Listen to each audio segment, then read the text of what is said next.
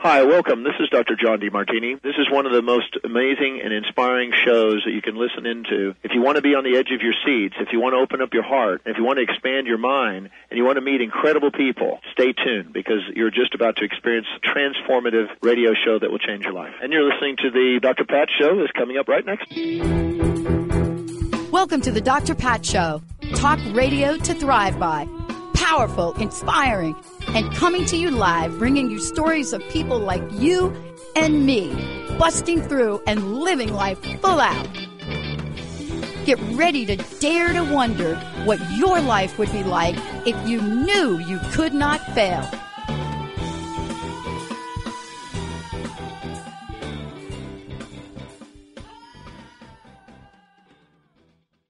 Hey, everybody. Welcome. It's so great to have all of you tune us in and turn us on. Thank you, Benny, for letting us know. We got a great lineup for you all today. I am just thinking, and a happy day after the Halloween day, but I was just thinking here, and I was thinking, last night as the door got knocked down a bunch of times and the kids and the parents, both were there. It was really interesting and really different. And yet I was so excited to see all the costumes. It was really just kind of cool, to see how that worked. But I got to tell you, my first impression of costumes was Jessica's Black Widow impersonation of the Power Warrior stance. And if you haven't followed her social media on that to see that, it was just really crazy good. And then, it's really getting into the excitement of this. I mean, it's been a while since we've been out there and we've been doing some of these really crazy and interesting things. And so we always have Hollywood to fall back on. And what I mean by that is we always have the idea we could see what our pop culture has dressed up as. What did they come to the table dressed up as? Who were they? And then you take a look at it. And I was just thinking to myself, well, wait a minute. Man, some of these are really good. I would have never thought to dress up like some of the characters and some of the costumes. So it was really cool to see the little kiddos really dress up as different things. And yet at the same time, I was just reflecting upon how familiar the costumes were and how kids today are representing the dress up on things and what things look like. By far, I think one of the top picks across the board had to be these, Cruella, the black and the white hair thing. That was a big popular. That was popular. Definitely there were your classics. There was your classic Wonder Woman, but who doesn't want to be Harley Quinn? And so what was interesting about this is to really take a look at how people dressed up. I was also really kind of surprised at the throwback, as we like to call it. What does a throwback mean? Well, what I mean by a throwback is usually you have some of the things that are really popular in the moment that we're living in. And then all of a sudden you see a throwback, and a throwback to what? So many people didn't even recognize the throwback Halloween costume that was used in Pretty Woman. And yet here we are today, and we're just looking at people coming out and celebrating in this particular way. It was really kind of cool energy. I will tell you, though, at one point, one of the things I did was I just finally gave up on trying to get to the door. And I just, did the best I could, but I left the candy out there. And that was a good thing because it was good for everyone to be able to come and at least come out a very different view from last year. Really, really different view. And, this is really kind of the cool thing about what I get to do. This morning already, I've talked to several amazing people that are going to be doing shows with us. And I'm just really struck by where everyone is in that frame of reference, where everyone is in terms of taking their message out into the world. And I have to tell you, it is just absolutely incredibly fascinating to me. So many people are available to help all of you. It doesn't matter what you're going through. Let's say you're having a spiritual crisis. Let's say you're having a financial crisis. Let's say you're having a job crisis. Let's say you're having a crisis of identity. It doesn't matter. The range of shows and messaging that are being brought forward are incredible. Today we're hoping to get RJ Spina to share a unique 7-step healing system. And I love that I get to do this because this is a 7-step healing system that was created from his personal experience. I mean, imagine, if you can imagine, being in the hospital and being told you are paralyzed from the chest down. You imagine that. Imagine that being coupled by chronic illness, autoimmune disease, and then facing what the common denominator would be for you, which is you are sick and will be sick like this for the rest of your life. And then if you're RJ, you're not having any of that. You're not having any of, no, I am not going to be sick for the rest of my life. So he's got to, he decided, look, I'm going to take this message out. I'm going to tell people about it. And, out comes a Supercharged Self-Healing, which is his book. And it talks about how you go through this process of realizing you could either cave in and be part of a collective consciousness story that says you'll never walk again, you'll never be well, you'll never be able to achieve the energy and the vitality that you want to. But what if that was not the truth? And this is what I love about this. I was really fascinated in a number of the shows we did last week where our beliefs are so powerful and what we think and how beliefs, by the way, are further than thinking. See, thinking is going to get us a little bit, but what we truly believe in our hearts, that's the magic. That's the key. Because if you're RJ and you're right there, have a belief, even for a nanosecond, that you're not going to walk again, that you're not going to be able to heal yourself, that you're not going to be able to ... that you're not going to be able to, whatever it is that you think you're not going to be able to do, that's going to show up on your door. And how do we know that? As far as I can remember, as long as I can remember, I was really blessed to grow up with a very multidimensional spiritual family. Multidimensional is like an understatement, but I had relatives that came from different walks of life that believed in different things. I had my cousin and my favorite uncle who were quite open. And as a matter of fact, my aunt was always thought to be a little bit out there, a little bit of, back in the day that we called them beatniks. What a cool term, right? I wish we use that term now. But that was like that family. So we always got this eclectic view of spirituality. We always got this eclectic view. And it's represented in my cousin today and what my cousin does and where my cousin lives.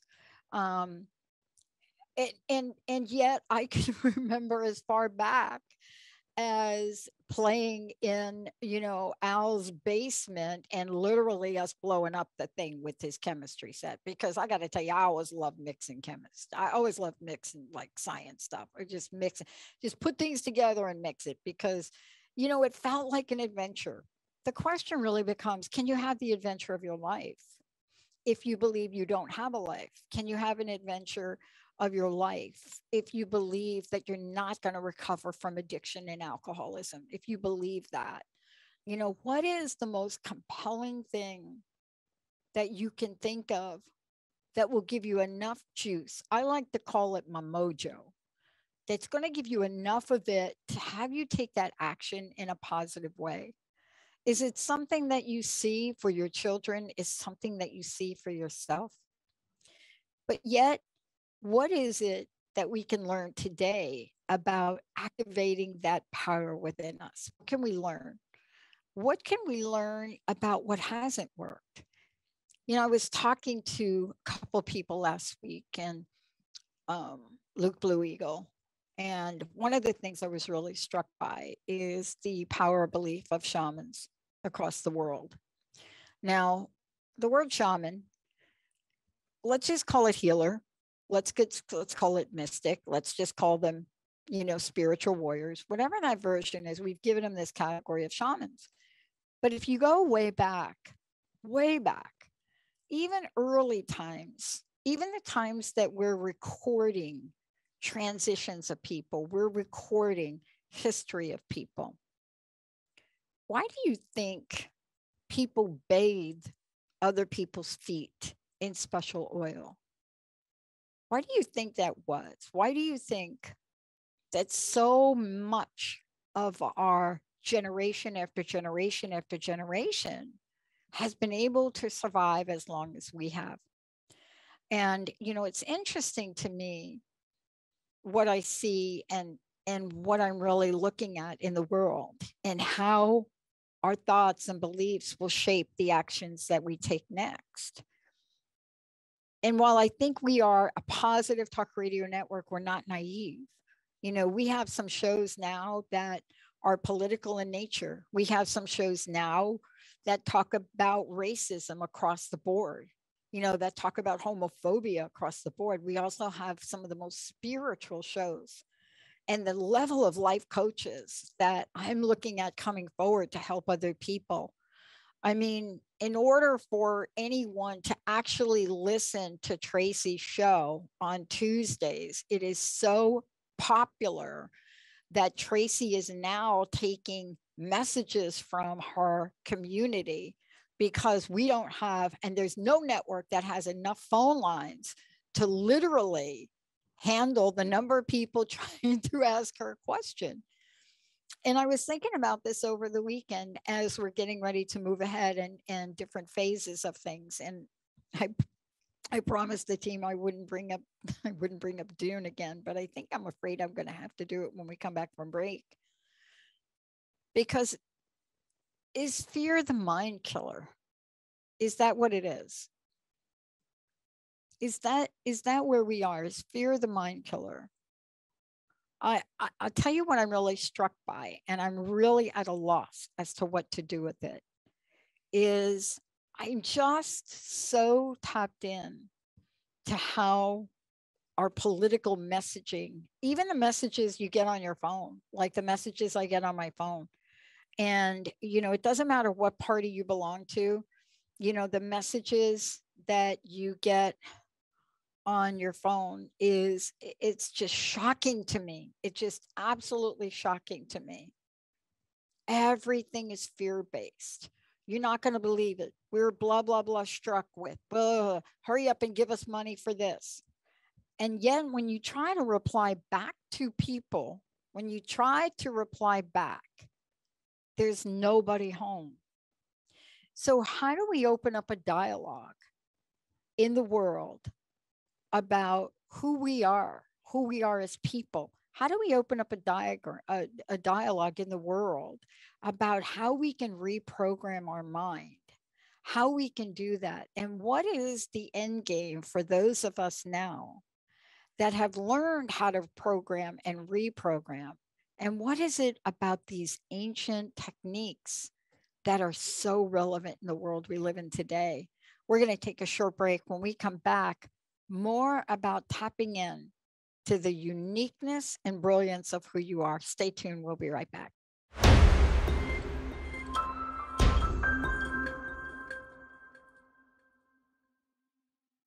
Welcome back. So great to have all of you tune us in and turn us on. Thank you so much for that. Before the break, I was talking about what is it about our beliefs? What is it about what we say to ourselves? And how do we really look at the world in front of us? the question really is, you've all have asked the question so many times before, why do some people manifest the things they want in life and other people don't? What do you think is underneath there? Do you think that some people are special, that they're in a 1 or 2%? Or do you think there's something that each of us can learn about how to create a level of frequency that allows us to truly manifest things? We've shared a lot of different experiences on the show, but what about sickness? What about when you're ill? You heard me earlier, talk a little bit about RJ and talk about what his journey was like. And now you're going to meet him to talk about supercharged self-healing. RJ, it's great to have you. Welcome to the show. Thank you very much for having me, Pat. It's my pleasure. So let's talk about that question. The question, why did some people, all of a sudden law of attraction is out there and some people just took off and other people just thought it didn't work at all? Why is it that some people, such as yourself, can connect the dots and heal? What is the missing element from your perspective and what you've learned? Well, that's a great question. I think one of the major factors has to do with being aligned with your authentic self, as opposed to trying to do things at the behest of what I call the ego mind identity, which is essentially just the conditioning or programming of what occurs when through incarnation when we're here. And these are the beliefs, the concepts, the ideologies that we identify ourselves with and then create a character, the human character, based upon those identifications. So when we're operating that way, I've found that all disharmony actually comes from disharmonious thought patterns. So maybe we can understand it in sort of one sentence based upon healing, is that whatever reality, whatever conceptualized reality that we create for ourselves, our body then has the tangible experience of that. So that is essentially the mind-body connection in one sentence. Mm-hmm. And what I found through my own healing and the people that I've helped all over the world doing this is that we have to transcend or go to what exists prior to the ego mind identity and align ourselves with our true self, which sits between our heart and our spine, believe it or not, when we're incarnate. And then once we attune the conscious mind to the true self, the body must follow. And so when we do that, this is when we're capable of incredible things that seem impossible, maybe like what occurred for me, which is overcoming permanent paralysis and a host of diseases. But it's not just me, it's countless people that I've taught this new understanding to. And it's universal because it's just higher physics. And when we tap into it, you get results. And let's talk about that. I mean, here we are, we're talking about higher physics. We're talking about, the notion of the ego mind identity. And let's spend a moment on this, because when we pop out, here we are, these little teeny babies, and we're popped out. We know a couple things, right? We know when something doesn't feel good, we're going to cry. When we're hungry, we're going to cry. We know that, like as if it were like breathing. We know that here we are, we take a breath. But then all of a sudden we have desire. Even little teeny babies have like a desire. And that desire is unfiltered. And what I mean by that is you're hungry, you cry. You're uncomfortable, you cry. And it's not just about that. But you also see little teeny babies smile. You see little teeny babies happy. And, the question then becomes, what happens after that? Where do we go from that place of just being so clear about our desires to be so confused? Yeah, that's right. That's the real question. So I think what's been popular for a long time is the understanding that the personality is formed up until about 7 years old. Right. So, and that has to do with what we're taught, what mom, dad, school, friends, societal pressures. So we begin to become conditioned to certain beliefs, concepts, ideologies, and roles. And then we sort of adopt a personality that fits in with that. Well, there's a couple of issues with that. One, we didn't come here to stay, so we don't have to fit in. That's number one. But what I'd like to do is take a completely different understanding and perspective about how the personality is formed over the first 7 years. And it is my experience that what we just talked about is true, but from a metaphysical or spiritual physics perspective, what is actually going on is that the incarnate aspect, or what we call the soul, as the incarnation is going, it's making a determination in terms of how fully immersed it wants to be in terms of the human experience. So what that means is that full immersion is the complete identification with the body, that we are the body, we are the mind, we are our thoughts, our feelings, and that's it. And there's nothing beyond that at all. So I call that full immersion. Now the soul is making this determination, not consciously, but the soul is making this determination up until about the age 7. And so this has a lot to do with the actual personality, or what is actually authentically developing the personality. Now the polar opposite of that, we could say, is detachment, or complete detachment. And so these are for the souls that come into this world, and they do not go into full immersion. They tangibly know that they are spirit, if you will, having a human experience, and they don't identify with the body-mind complex. And this gives them a level of detachment. And what's also possible is a billion different variations between these two things. And it is my experience through myself and through working with others that that's really what determines the level of immersion. And that is the level of immersion. It also determines our personality. And then these things also greatly dictate certain abilities that we may or may not be able to tap into, such as self-healing, or what people call self-realization or enlightenment.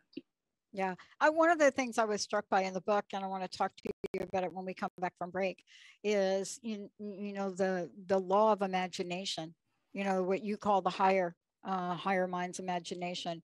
And one of the things that you point out, you know, so beautifully is what science shows, of course, about this, you know, empty space, but also the transient nature of thinking.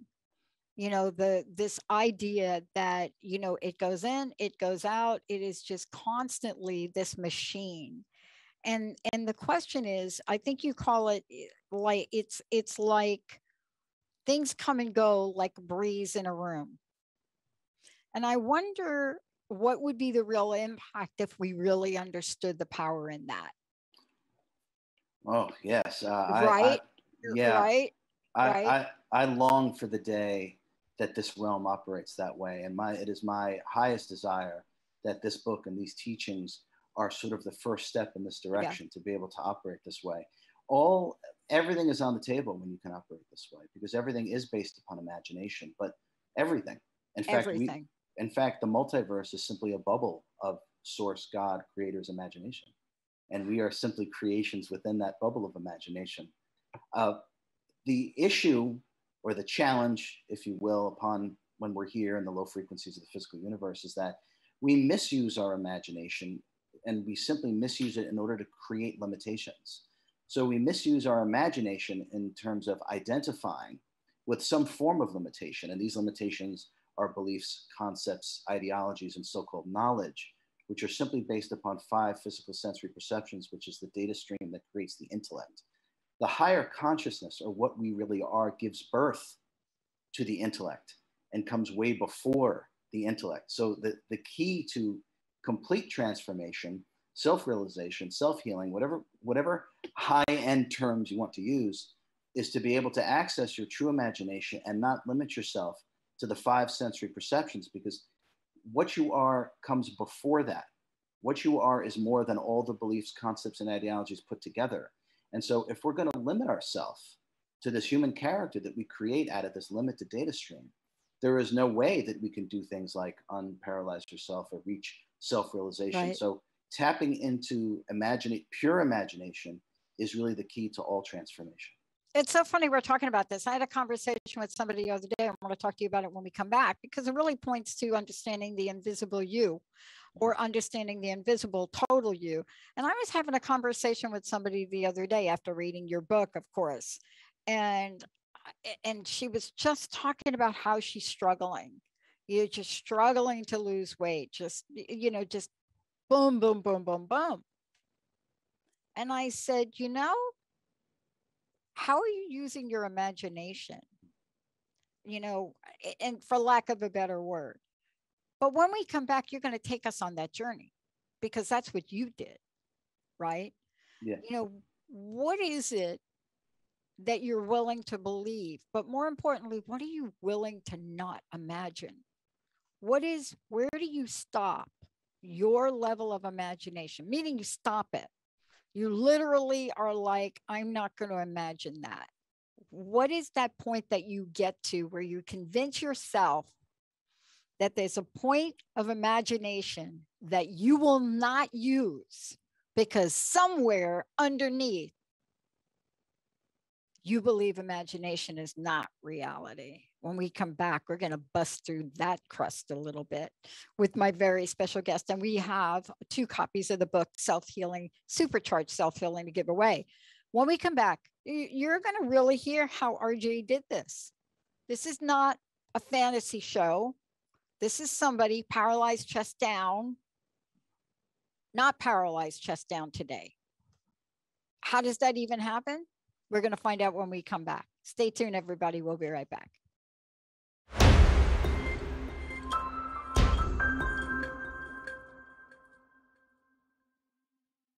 It's so great to have all of you tune us in and turn us on. I love this show, and I love what we're talking about. We're going to talk about understanding the invisible, the total you. And I love this because if you've been around like this weekend or the past week, what have you noticed differently? If you're not a TV watcher, you probably didn't notice it. But what have you noticed differently? Well, first of all, you've noticed the best and most creative imagination of our pop culture, Hollywood, coming to the forefront. Every kind of cinematic, creative like thing that had to do with the future that doesn't exist, or many people don't think does, or an aspect of who we are that we didn't really understand. Now, how is it that we plug so deeply into these imaginary versions of life? And we're so enamored with our heroes, right? Whether it's Black Widow or whether it's, do I say, Dune, what is it about us? What are we longing for? And what have we not found the pathway to? That's what we're talking about today. Supercharged Self-Healing, a revolutionary guide to access high frequency state of consciousness that rejuvenate and repair. And how do we know that? Because, RJ Spina joining me here today, my guest and the author of the book, has done it. Benny, let's give a copy of the book away. Let's give our first copy away, 1-800-930-2819. RJ, how do we find out about you and how do people buy the book? The book is available pre-order on Amazon. It comes out in about a week. So you can pre-order it right there. You can go to superchargedselfhealing.com and get a free guide to what I call magic tricks that instantly relieve stress and anxiety, which all of us could use today. And they work literally in seconds. And when I say magic tricks, I mean real magic tricks. And if someone is interested in maybe working with me directly, has an issue now, you can go to my personal website, which is ascendthefrequencies.com. And of course, my email, oddly enough, is rj@ascendthefrequencies.com.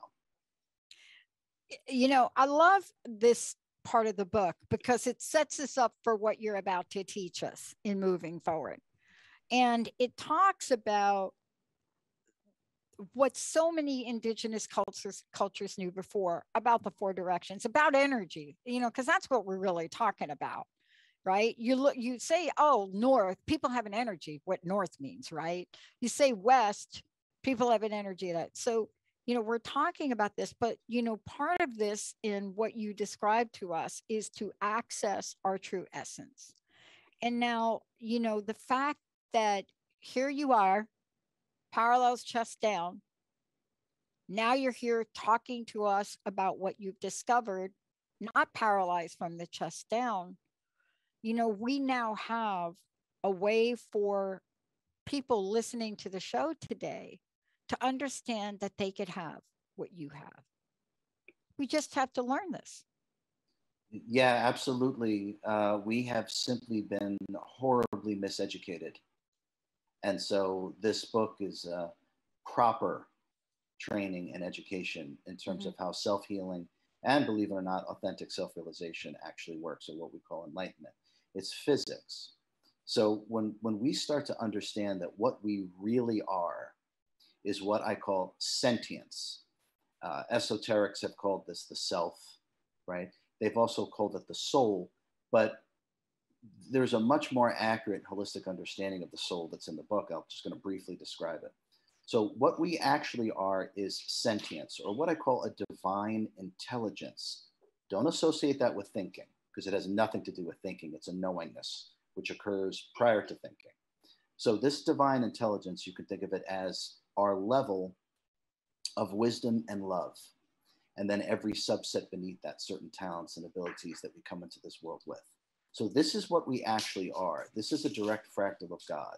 This is sentience, divine intelligence.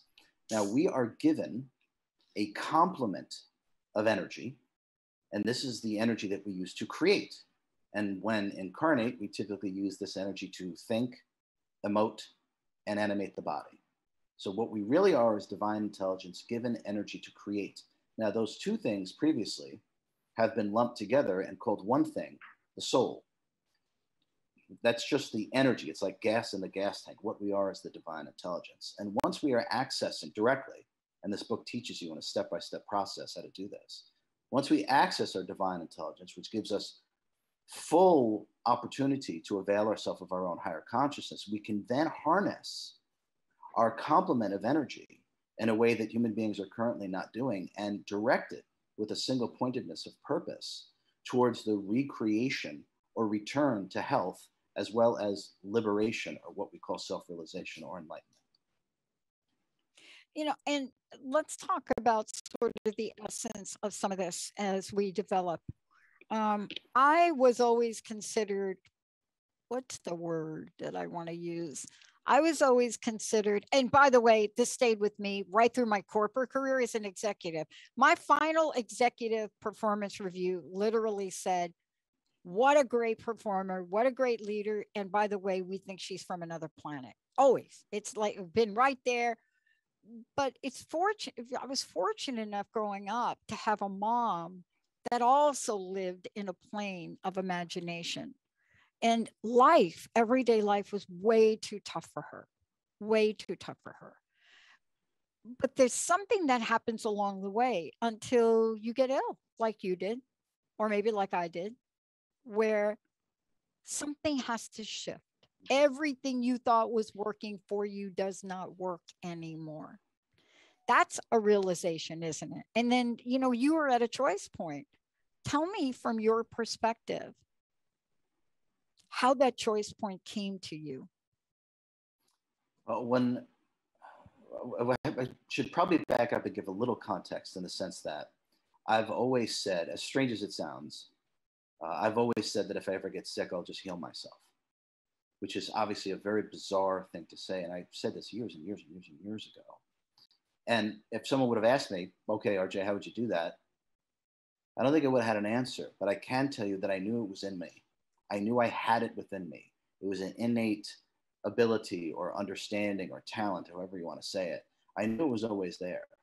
So it was only upon the need of being able to access these things in terms of the actual mechanics of it had arisen, which was through waking up from emergency life-saving surgery, completely paralyzed from the chest down and riddled with diabetes, hypothyroidism, Hashimoto's autoimmune disease, pancreatitis, thyroiditis, and autonomic dysreflexia. So there was no way there was any hope at all for me. But that was irrelevant, because I was tapped into the veil, if you will, or the veil had been removed. I was now part of and working with the veil of wisdom, of higher consciousness. And it's kind of like when we're human, or having a human experience, I should say, it's kind of like being in a maze. And we don't know what lies behind if we go left or we go right. We have no idea what that leads to. So we really have lost sense with a knowingness. And we've replaced these things with beliefs, concepts, and ideologies, by the way. So it has nothing to do with knowingness. So now imagine, as an analogy, instead of being stuck in the maze, you simply rise up above the maze and you can look down at it. And now you see all the permutations, and in an instant, you know. And that had nothing to do with thinking. So as an analogy, this was the state of cosmic consciousness that I was in. I instantly knew. There was no doubt. There was no wondering. I was not identifying with what people were saying. I simply followed my own instinct, which relates, Pat, to what you said about that people would say that you were from another planet. What they're really saying, because none of us are from any planets, they are really saying is that you are connected to your true self. And that's where all the knowingness, talents, and abilities lie. And those things go well beyond what is passed around here in this realm in the form of beliefs, concepts, and ideologies. Real talents, abilities, and knowingness comes way before that. That's the sentience. That's what we really are. And when someone is like that, like you are, the way it's described is you're from another planet, but that's because you haven't let the frequencies here completely condition and affect your mind. You're still tapped into what you really are. And in the simplest way, we could just say that upon awakening from emergency surgery, I had literally awakened into authentic cosmic consciousness. So I understood what was needed to be done. But we all have this ability. This is the key to understand. It's not just Pat, it's not just RJ. We are all this sentience given a body of energy. But you have to start to let go of your identifications, your beliefs, your concepts, your ideologies, because that's not imagination. Mm-hmm. That's programming. And so when you drop that, you can actually tap into your imagination. And one way you can do it, and we can all do it right now, is to simply pretend that you just arrived here. No past, no future.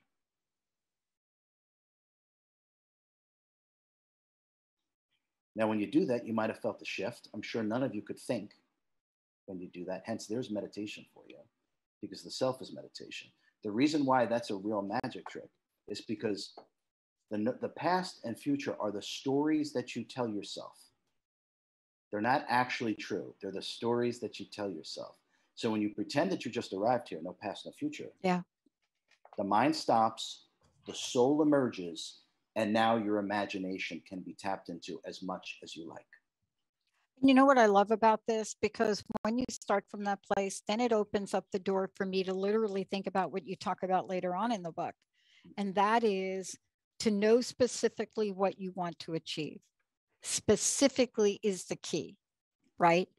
Because you can have a generalization, but and you go on to talk about it. You know, the order of creation is desire, intention, thought, emotion, action, then behavior. Nothing happens, so to speak, until there's desire.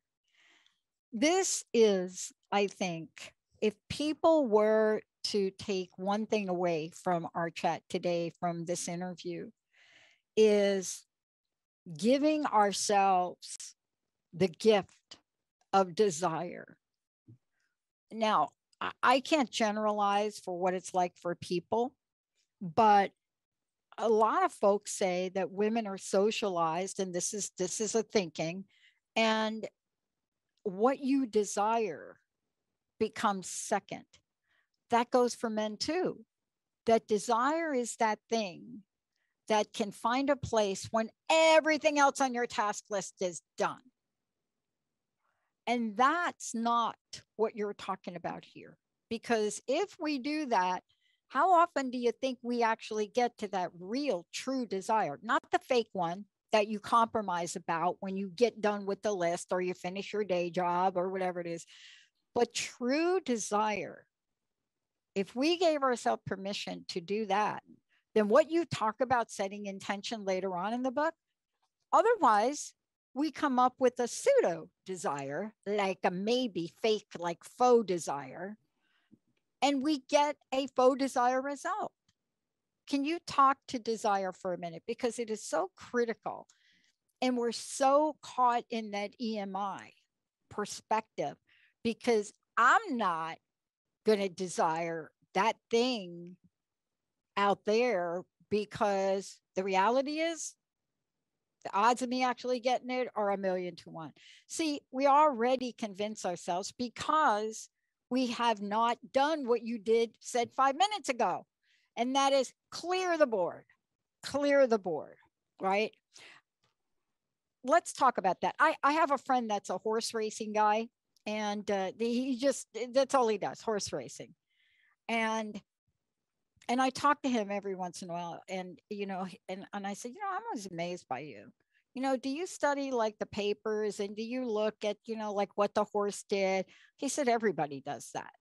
And very rarely do they look at what the horse is the day of the race. They don't even look at the horse.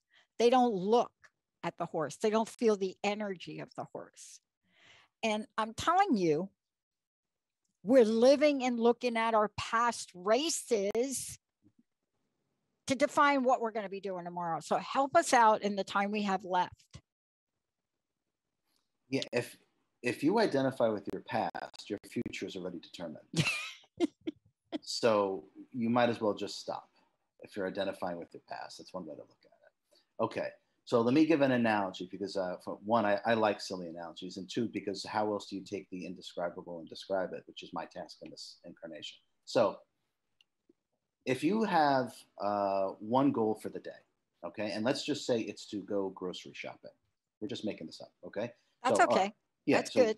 Gonna go grocery shop. Got to get that done today, right? Okay, and so your car, right? You have a limited amount of gas in that gas tank, right? Okay, so if your one desire is to go to the grocery store and get groceries, but as soon as you set out to do that, you go, oh, wait a minute. Oh, you know what? Let me stop by my friend's house. I haven't seen her in a while. Oh, and you know what? And I need to return this package that's in the back seat to the post. Oh, and you know what? Oh my God, I got this document. I got to bring it up to work. Okay. So you are not going to have the energy. You are not going to have the gas in your gas tank to achieve the one desire that you set out to do from the beginning, which is go to the grocery store. Okay. Now this is analogy, but this is what happens with human beings. We have a certain amount of energy.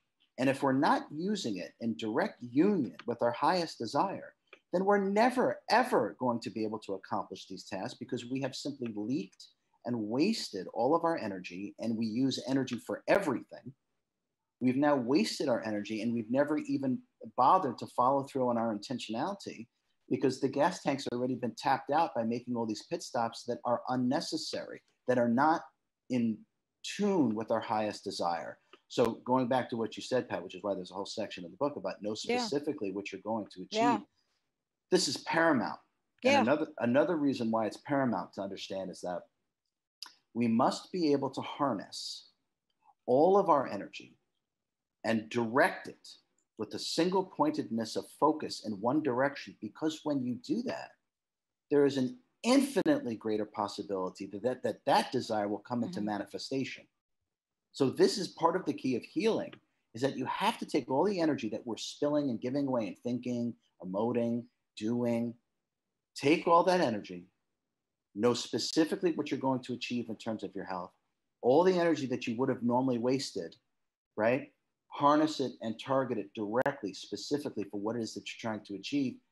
There is a far, far, far greater chance of that healing or that manifestation coming into reality, because you're harnessing with single pointed of purpose. You're not leaking your energy on this pit stop, this thought, this emotion. This is key to understand in terms of healing and any kind of achievement in this world. And what you're talking about is really critical in terms of, let's just call it healing for a moment.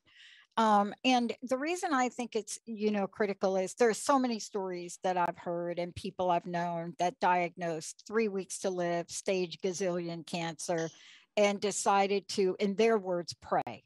Now, what that meant for them, it was more like a mantra. It was more like a meditation. It wasn't, please stop me from this sickness. No, it was, my body is strong and well. I am able to climb mountains. It was that kind of thing. And there's an energy when you speak that word, right?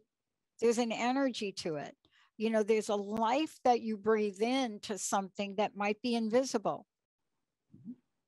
And how did you use that? Because that's different than a certain mantra. Now, I have a mantra that I use, And it is something I learned a long time ago. I don't know. I think Deb Engel gave it to me.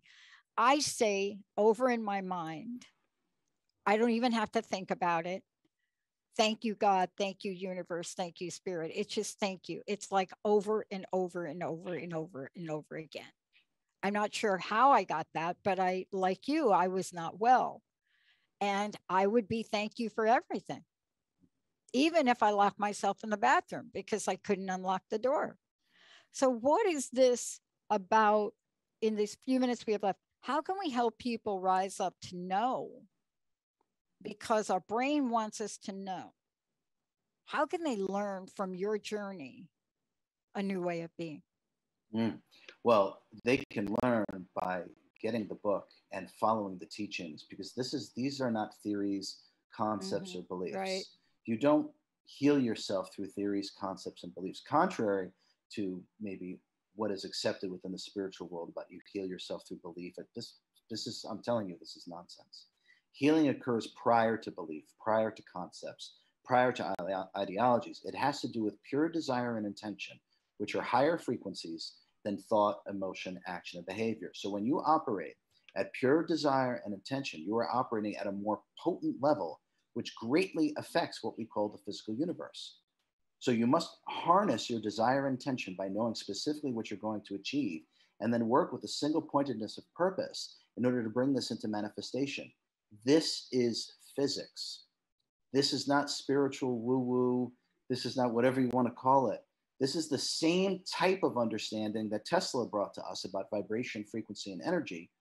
It's similar. It's not the exact same thing, but it's similar in terms of a discovering for our own body of energy, and how by tapping into our supreme vibration, which is the self, we raise our frequency, and our body of energy, including our physical body, is naturally harmonized and cleansed, because disharmony cannot exist within a high frequency environment. It's that simple. So by attuning ourselves, forget the beliefs, concepts, and ideologies. And again, pretend you just arrived here. No past, no future. Now that blank state right there, start there. Now ask yourself, what is my highest desire? And now you're not going to be blocked by what's possible, because there's no story you're telling yourself. So this is the beginning of the foundational understanding of how to enact self-healing and self-realization.